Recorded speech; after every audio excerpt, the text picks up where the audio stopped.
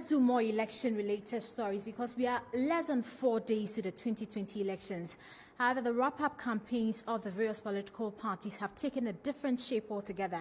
We're beginning to see a shift from a focus on policies to accusations and counter-accusations. Well, the big question, however, remains to what extent can this influence the decision of voters come December 7, 2020? Well, to help us get answers to this question and even more, I have been joined in the studio by Dr. Kobby Mensah. He's a political marketing strategist and a senior lecturer with the University of Ghana.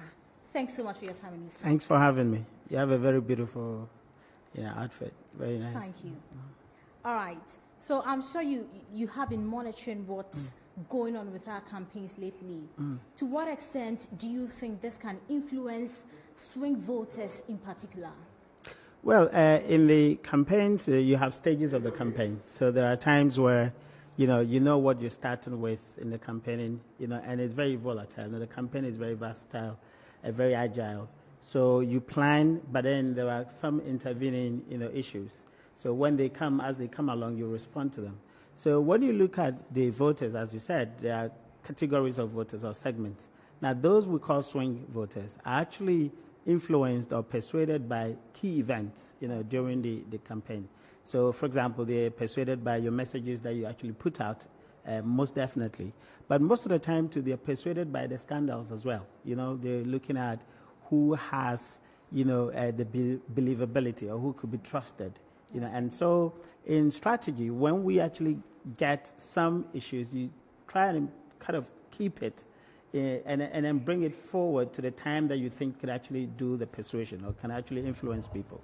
All so right, that's how but you then manage. For the political parties, to what extent can it help or even hurt via electoral gains? Well, first of all, it sort of consolidates your own base. So, for example, your own team is excited that you've had some exposés, for example, to actually get at the opposing team.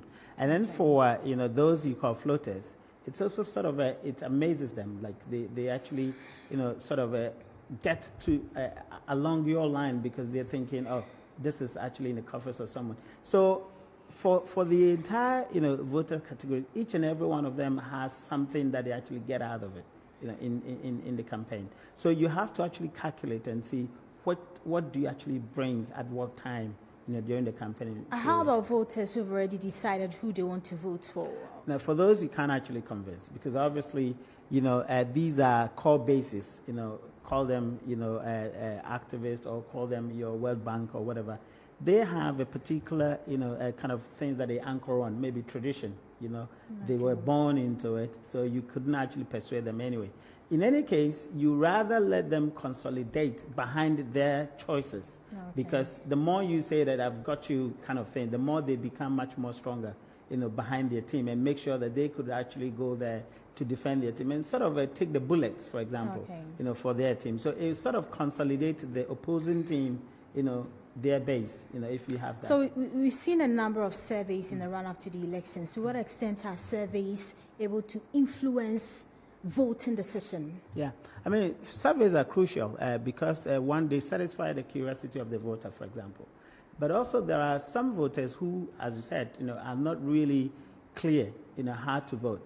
And so the surveys, when they are given that media attention, that intensity, all right, then it's like, okay, it looks like everybody's going here, that bandwagon effect, okay? So it's like, yes, if people actually go in here and are not certain about my decision, you're kind of influenced by that. So it relates to the swing voters? Not always like the swing, but you have, even within the swing, there are some swing people who actually, by the time they hear the messages, they know how they're voting. But there are some people also, they're quite unclear, in their choices. And so when you hear those, those polling numbers, they're kind of motivated by where the majority is going. But that is not also enough. I mean, there are other, some of these voters also vote for those that are actually on the losing side because they want to go against the tide, if you understand what I mean. But it's like how about the political parties? Not to cut you, but then how about the political parties? How concerned should they be about these surveys? No, surveys are good as a measure because you don't know what will pan out in the D-Day. So when they do surveys, they are supposed to actually guide your footsteps and then guide your strategy. So you do not actually become too opposed to it. Obviously, there are some shortcomings that you could actually find out, but there are good things that you could actually find out from the survey. Let it guide your strategy going forward, where to target, where to focus on, what message to actually look at. And then you would be able to, sort of touch base quickly. So that's Dr. Kobby Mensah, unfortunately, we ran out of time. We'd have to bring you back for more on this. But thanks so much for your time on Newsnight. Thank you for having me. So I have been speaking to Dr. Kobby Mensah. He's a political marketing strategist and a senior lecturer at the University of Ghana Business School. You're live on Newsnight on Metro Television. We go for a break and return shortly with the very latest in business. Please stay.